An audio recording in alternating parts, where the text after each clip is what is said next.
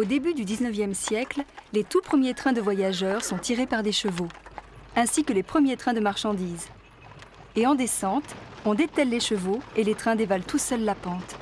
Mais ces techniques incertaines ne permettent pas d'aller très vite, même en descente où il vaut mieux freiner. Alors heureusement, pour remplacer tout cela, on invente bientôt la locomotive à vapeur. Le principe est simple. Un foyer chauffe une chaudière. À l'intérieur, on envoie de l'eau qui va bouillir et se transformer en vapeur. La vapeur est ensuite propulsée dans un cylindre et par sa puissance, elle parvient à pousser un piston dans un sens et dans l'autre. Celui-ci actionne un jeu de bielle qui fait tourner les roues et avancer la locomotive. Cette locomotive est la reconstitution de la première locomotive à vapeur française, inventée en 1829 par l'ingénieur français Marc Seguin. Elle se caractérise par un nouveau type de chaudière, la chaudière tubulaire.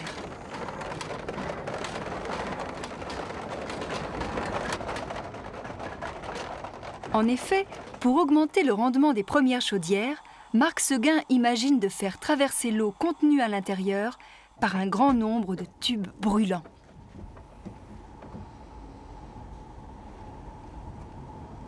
La surface de chauffe augmente ainsi considérablement et permet de produire 4 fois plus de vapeur qu'avec les anciennes chaudières.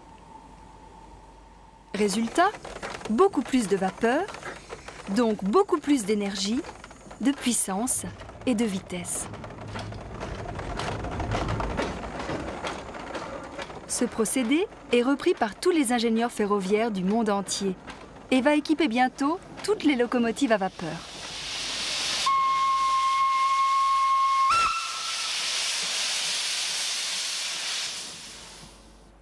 Si par la suite, la technologie de la vapeur a évolué dans de multiples domaines, le principe de la chaudière tubulaire, lui, n'a jamais varié.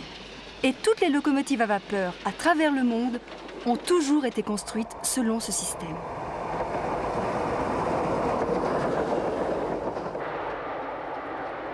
Dans les années 1960-1970, la traction à vapeur est abandonnée sur presque tous les réseaux ferroviaires de la planète au profit de la traction électrique et de la traction diesel.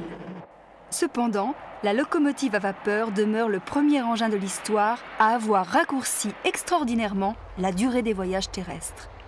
Avec elle, l'ère de la traction motorisée a débuté.